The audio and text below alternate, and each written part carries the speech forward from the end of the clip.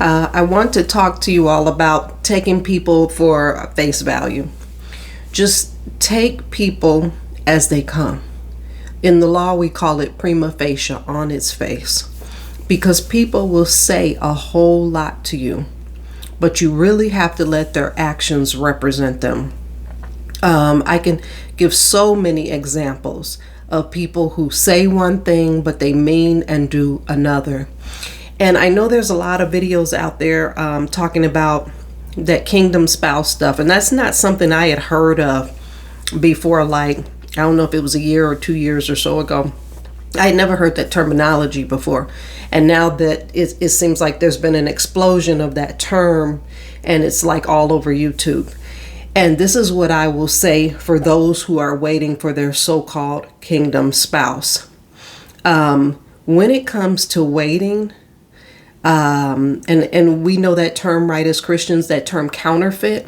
When it comes to waiting, you really shouldn't have to so-called continue to go around the mulberry bush with the same person who's doing the same thing, who's insulting you in the same way, who's not capable of leading you in any way, who's constantly disrespecting you, who's passive aggressive, who hasn't put you first, who hasn't done anything for you. You're doing everything for them. They're getting clearly a benefit from the relationship with you when they do make their entrance.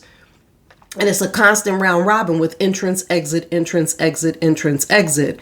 And when they do make their entrance, they are the ones receiving benefit from you while you get nothing from the relationship. Don't do that to yourself. God would not require that of you. We could look at the book of Ruth, right? Ruth and Boaz. And that book is so rich when it comes to, if you're going to use that term kingdom spouse, it's rich with regard to kingdom spouse.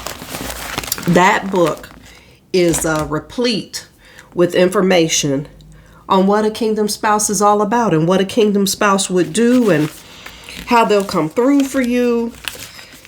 I'm going to pause this so that I can pull up the book of Ruth instead of flipping on camera. But, oh, I'm already at it. Okay. But just look at this. It's replete, okay? And I may break this into several videos. But when you look at Ruth meeting Boaz, Ruth comes back from Moab. She's a Moabitess, right? She comes to Bethlehem with Naomi. Her husband is passed. Orpah's husband is passed. She follows Naomi. She says, where you go, I will go. Where you die, I will die. And there I will be buried. So she's fully committed to Naomi. So she comes in, but you know, they're widowers, right? Naomi's husband is passed. Ruth's husband is passed. So they're widowers. So at that time in Israel, so the poor and the widowers, you could glean in a field. And what that meant was, as that field owner was harvesting their crops, their people were harvesting their crops, the poor and the widower, you know, you could follow in behind the people who were harvesting, and anything that was the residual, the residue, the whatever's left, so to speak, after they've kind of picked through, God had it's not a commandment like as in one of the 10 commandments, but one of God's rules was don't pick your field completely clean. Like, how greedy is that? Where God has blessed you with the field, He's blessed you with workers to work the field, and then when you go out to harvest, you just pick the field clean like you're a locust yourself. And God's like, no, there's poor and widowers and widows among you who are in need. So don't pick the field clean. And what you're doing is leaving something behind for them. But at the same time, you're allowing them to work for it, so to speak, right? So they're going to go in the field. They're going to pick behind the field, the owner of the field's workers, but they're still they're doing what's called gleaning, right? So they're getting the remainder. They're kind of really looking among those sheaves for whatever might be left. And but it's like that. If a man don't work, a man don't eat. So even if you're poor, even if you're a widower, there's still some work involved, right? They're not just given a handout, but the the opportunity is there because the field has not been picked clean. The opportunity is there for them to go in and glean themselves and pick from this field behind the workers as the workers do the full harvest. Okay, so there you have it. So that's what Ruth is doing when she goes to Bethlehem with Naomi. And so here's what happens. Boaz notices her right away. So all this kingdom spouse stuff where people are giving you a revelation and they're giving a prophetic word and they're saying, hang on, the kingdom spouse is coming. Don't worry, he'll be back. He's a prodigal. Don't worry, God will... Please let that man or that woman go because they don't want you.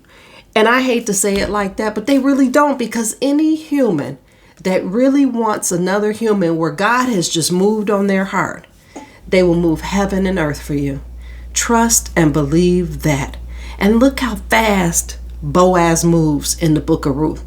You can listen to the stories from people who are married 30, 40, 50, 60 years.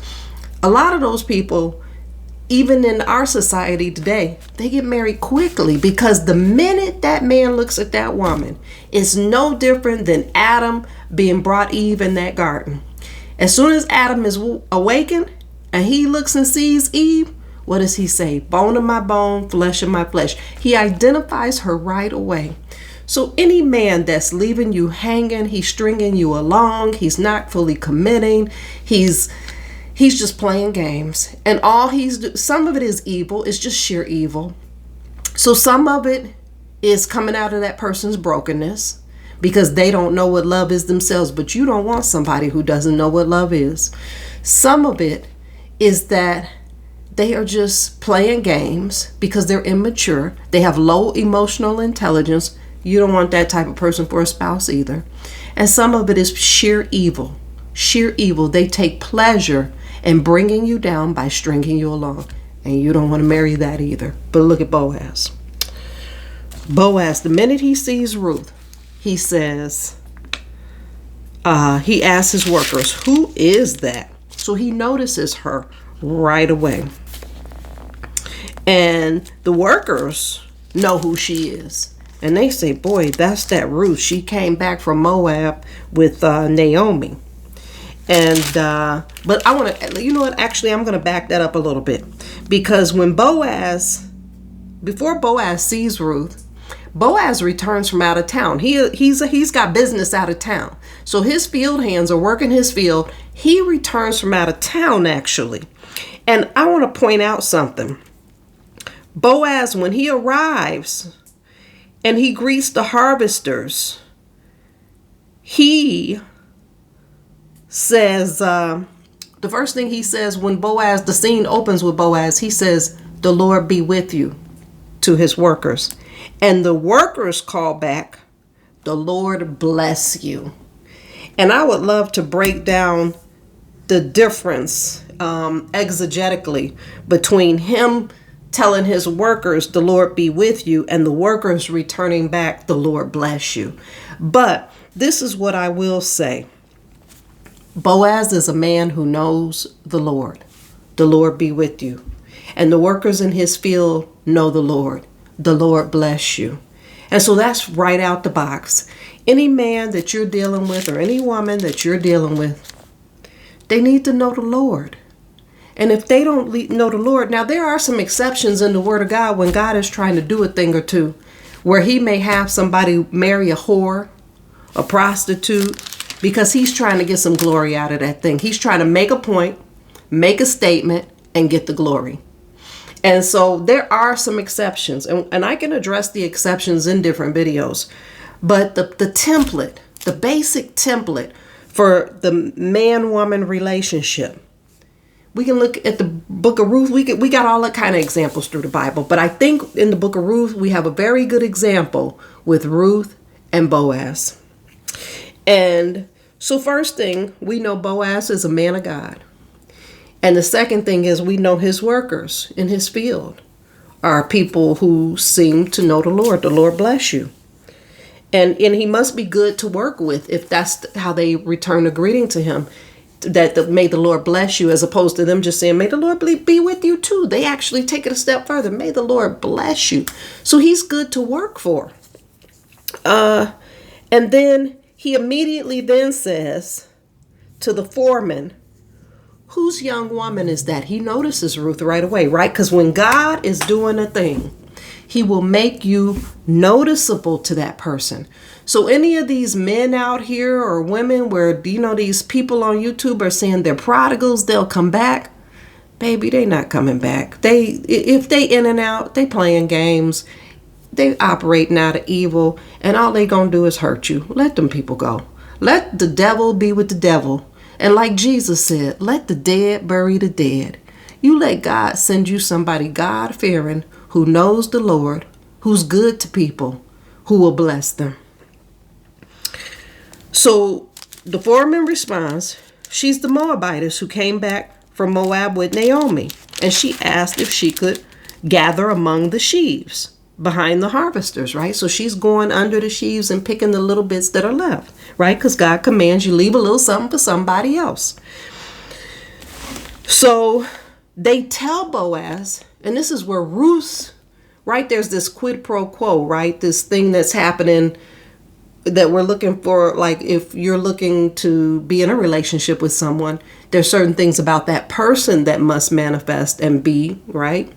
But then there's certain things about you that must manifest and be. And so when the workers give the report of Ruth, now we know who Boaz is and that he's a man of God and he's good to his workers and they choose to bless him. But we also find a little something about Ruth. When they give the report to Boaz based on him asking whose woman is that, they tell Boaz, the workers, she went into the field and has worked steadily from morning till now, except for a short rest in the shelter. So Ruth is about business, and that's what they let him know. There's no frivolity here. She came early, she stayed late, she only took a little bitty break, right? She works hard. And so let me posit this to you. Anybody that God sends to you, they're going to be a hard worker. And if somebody cannot see the amount of effort you put in, the amount of work you put in, whether it's not showing appreciation for you and the work and effort you put in, and even if it's not you putting in work and effort for them, you putting in work and effort on your job, and they're aware of it because you're having conversations with them. In Ruth's case, she's putting in work and effort for her and Naomi to be able to eat. But it meant something to those workers for them to relay that information to Boaz. It meant something. And so I would posit that if the person that you think might be a kingdom spouse, to use that term, is not appreciating how hard you work. Because let's face it, work is tiring because these jobs are no joke. They're full of devils, the backbiters, backstabbers, jealous people. It runs the gamut in these workplaces, right? So every time you close the door at your house, you leave the house, you in a battle. You in a spiritual battle, you in a natural battle, you in a battle that can't be seen, a battle that can be seen. You in a battle, and you're working hard on top of it. And if the person that you are with or that you desire or you believe God has brought, if they are not recognizing how hard you work, they are not the one for you. They are not the one God sent. Because God is going to send someone who recognizes how hard you work, and they will appreciate it. Because here's the thing. If you're a woman who marries a man who has no expectation for you to work outside the home, he's still going to be able to appreciate if you're a hard worker because you're going to put in that hard work on the household. You're going to put in that hard work on your kids. You're going to put in that hard work on your philanthropies or whatever it is you choose to do. And if you're a woman with a man, you want that man to go out and work the field. And the Bible says if a man don't work, a man don't eat. So come on now, let's be real. These guys, if they can't hear you at the end of a day, if they can't support you in the work that you do, let those devils go, because they're not for you. They're not for you. Double entendre. They're not for you as in that ain't who God sent. And they're not for you as in they don't support you. They're not for you. They're not in your corner. Because a good person who's for you is going to see and recognize your hard work. And they're going to do something about it. They're going to make your load lighter. And that's what Boaz did. So Boaz And this video is already up to 14 minutes and 59. Good Lord. I didn't mean for it to be this long, but let's do this. So Boaz tells Ruth, my daughter, listen to me. Don't go and glean in another field. Don't leave from here. Stay here with my servant girls. Watch the field where the men are harvesting and follow along after the girls. I have told the men not to touch you. And whenever you are thirsty, go and get a drink from the water jars the men have filled. Here's the thing. Boaz is making her load lighter. Come on. These deadbeat people out here in these streets that we call them prodigals, leave that prodigal to the pigs, because the prodigal was eating out of the pigsty. Leave them. Because the one God would send, he gonna make your load lighter. You working hard, he gonna make your load lighter. He told her, stay where my men are. They not going to touch you. They not. In some versions, it says they won't molest you. They not going to bother you. They not going to bother you sexually. You'll be able to do what you need to do to feed you and Naomi, and you'll be safe. He going to provide safety for you. Come on. And then he's providing water. And we can deep dive on that water thing. He's providing water. He tells her to get water from the jars the men have filled. But we know Jesus is the living water. We can deep dive in that Bible. And so he's providing water. But I dare say he's providing living water. And we know he's going to provide living water, actually, because Boaz is in the line to Jesus Christ. And by Ruth the Moabitess coming to Bethlehem with Naomi, by Ruth the Moabitess ultimately marrying Boaz and ultimately bearing Boaz a son, Boaz grafts her in to the family, so to speak, and she ends up in the lineage to Christ. So come on now. Come on.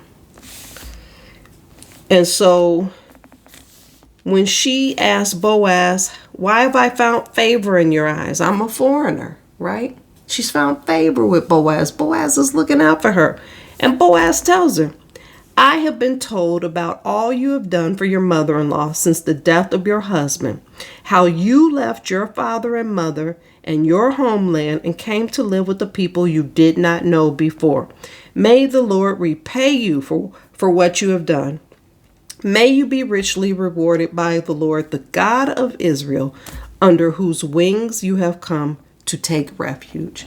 That is so important. That tells us so many things. It's important to Boaz that she worked hard and she was good to Naomi. It was important to Boaz that she made a sacrifice. Ruth sacrificed by leaving her people, her homeland, and coming to a place she did not know. And he recognized that and he appreciated that. Also, he blesses her. May the Lord richly reward you. And then he's clear who he's talking about when he says Lord. He follows it up with the God of Israel. And then he says, giving credit where credit is due. He don't say, my field gonna provide and I'm gonna provide and I'm gonna do this and I'm gonna do that. He says, the God of Israel, under whose wings you have come to take refuge. So he letting Ruth know, by being in my field and staying with my people, you under the wings of the Lord. Come on, y'all. Y'all messing with these prodigals, so-called prodigals. And they don't mean you any good. They don't mean you any good. They only mean you harm. They mean you mental harm. They mean you emotional harm. They mean you physical harm. They mean you harm. Wait on the Lord. You shall mount up on wings like eagles. He will renew your strength. Wait on the Lord. I'm going to do another video because this one is getting long. I really want to go further into the book of Ruth, though, because there is so much richness in this book with her and Boaz. Hang on. Wait on the Lord. Be of good strength. Be of good courage. And leave those duds alone, because they're only out here to hurt you. The days are wicked. These people out here are wicked. Leave them alone. God will provide. You go in your prayer closet and you lift up a word to the Lord, and the Lord will renew your strength and he will provide.